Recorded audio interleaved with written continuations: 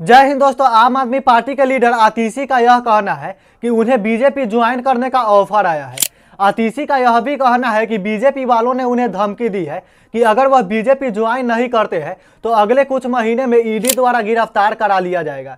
आतिशी का यह भी कहना है कि अगर वह आने वाले समय में बीजेपी ज्वाइन नहीं करते हैं तो उनका पॉलिटिकल कैरियर पूरी तरीके से समाप्त कर दिया जाएगा।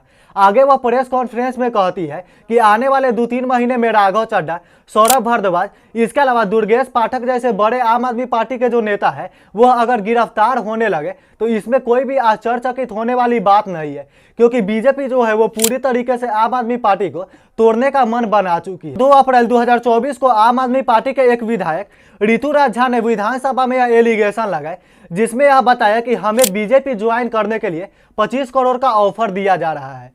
ऋतुराज झा ने यह बताया कि हम एक दिन शादी समारोह में गए थे जहां पर हमें बहुत सारे लोगों से मुलाकात हुई।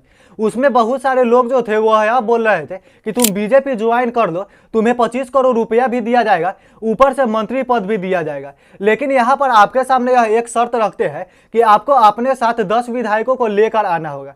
लेकिन यहाँ पर ऋतुराज झा जो है वो पूरी तरीके से मना कर देते हैं। दोस्तों, यहाँ पर आपका सवाल होगा कि बीजेपी जो है वो इतनी बड़ी पार्टी है तो आम आदमी पार्टी जैसी इतनी छोटी पार्टी के पीछे क्यों पड़ी हुई है। दोस्तों, इसके 2 बड़े कारण हो सकते हैं। सबसे पहला है हार्ड क्रिटिसिज्म। दोस्तों, आम आदमी पार्टी के जितने भी सीनियर लीडर हैं, चाहे वो संजय सिंह, इसके अलावा मनीष सिसोदिया और खुद अरविंद केजरीवाल जो है वो ईडी और सीबीआई के मुद्दे पर मोदी सरकार को जो है वो बहुत ज़्यादा घेरती है।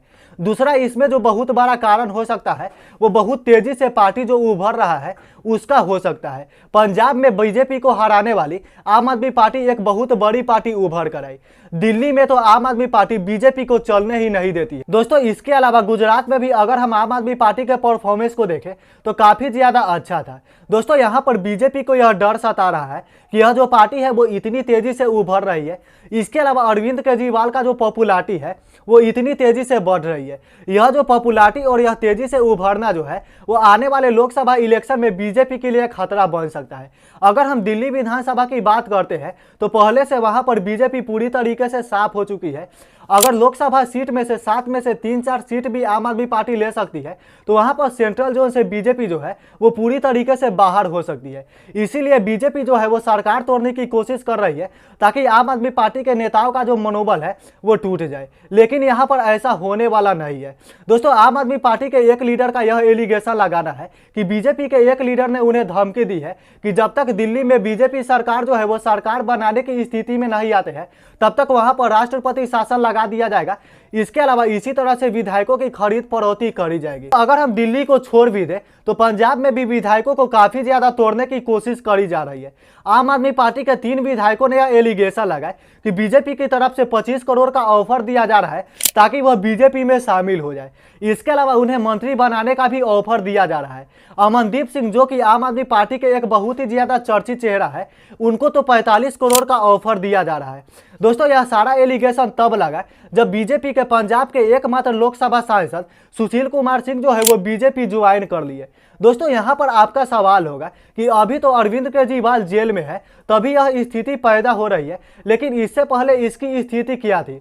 दोस्तों, इतनी ज़्यादा खरीद फरोख्ती नहीं होती थी, लेकिन इससे पहले भी विधायकों को तोड़ने की कोशिश करी जा रही थी। जनवरी 2024 में छत्तीसगढ़ के बहुत सारे आम आदमी पार्टी के जो लीडर है वो बीजेपी ज्वाइन कर लिए। इसके अलावा अमनदीप सिंह, जो कि आम आदमी पार्टी के पंजाब से लीडर है, उन्होंने एक FIR दर्ज कराई जिसमें यह बताया कि बीजेपी ज्वाइन करने के लिए बीजेपी हमें 5 करोड़ का ऑफर दे रही थी और यह भी वादा कर रही थी कि हम तुम्हें मंत्री बनाएंगे। इसके अलावा बीजेपी के बड़े बड़े नेताओं के साथ मिलाएंगे। दोस्तों, आम आदमी पार्टी के सीनियर लीडर संजय सिंह ने गिरफ्तार होने से पहले ही बताया था कि उनके विधायकों को 20 करोड़ का ऑफर दिया जा रहा है ताकि वह बीजेपी ज्वाइन कर ले, और जो विधायक बीजेपी ज्वाइन नहीं करेंगे उस पर सीबीआई और ईडी का चार्जेस चलेंगे और जो केस में नहीं भी फंसे रहेंगे उन पर भी फर्जी केस किया जाएगा और उनको फंसाकर जेल में डाल दिया जाएगा। दोस्तों, यह पूरी तरीके से चलता रहेगा। दोस्तों, बहुत सारे राज्यों में बीजेपी का ऑपरेशन लोटस जो है वो आम आदमी पार्टी पर काम करती हुई नजर नहीं आई है, लेकिन बहुत सारे राज्य में ऑपरेशन लोटस जो है वो सक्सेसफुल होता हुआ नजर आया है। चंडीगढ़ में मेयर इलेक्शन का रिजल्ट तो आपको पता ही होगा। अनिल मसीह जो पूरी तरीके से वोटों का हेरा फेरी किए थे, उसके बाद सुप्रीम कोर्ट ने एक ऐतिहासिक फैसला सुनाया था और बीजेपी के जीत को खारिज कर दिया था। उसके तुरंत बाद आम आदमी पार्टी और कांग्रेस के 3 पार्षद जो है वो बीजेपी में शामिल हो गए। दोस्तों इसके बाद पूरा खेल बदल गया और फिर से वहां पर पार्षद का इलेक्शन जो है वो बीजेपी जीत गई। साम दाम दंड भेद वाला जो फॉर्मूला है वो बीजेपी पार्टी पर एकदम सटीक बैठती है। बीजेपी का फॉर्मूला आज के समय में यह है कि अगर जनता हमें कहीं पर इनकार कर देती है तो हम अपने तानाशाही, इसके अलावा पैसों के दम पर किसी भी विधायकों को खरीद सकते हैं और तानाशाही के दम पर सरकार को बना सकते हैं। आपको अगर लगता है कि यह आम आदमी पार्टी के साथ ही हुआ है तो ऐसा भी नहीं है। आम आदमी पार्टी का नंबर तो बहुत लेट में आया है, पहले कांग्रेस और जितने भी ऑपोजिशन लीडर है उसके साथ हो चुका है। मध्य प्रदेश में कैसे कांग्रेस के सरकार को गिराया गया, इसके अलावा बीजेपी सरकार को बनाया गया, वो किसी से छिपा हुआ नहीं है। महाराष्ट्र में कैसे एनसीपी के गुट को तोड़कर अपना सरकार बनाया गया, वो भी किसी से छिपा हुआ नहीं है।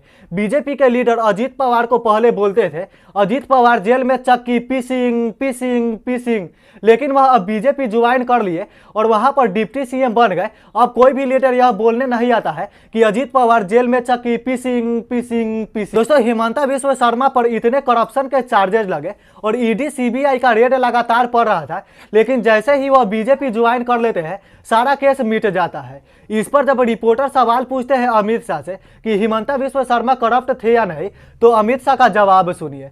दोस्तों फिलहाल अगर हम देश का हालत देखते हैं तो डिक्टेटरशिप की तरफ बढ़ रहा है। आप इस टॉपिक पर क्या सोचते हैं नीचे कमेंट जरूर करें। अगर वीडियो अच्छी लगी तो लाइक करना, चैनल पर नए हो तो सब्सक्राइब करके बेल आइकन प्रेस कर देना, क्योंकि आपका भाई इसी तरह के वीडियो लाते रहता है। तब तक लिए जय हिंद, वंदे मातरम।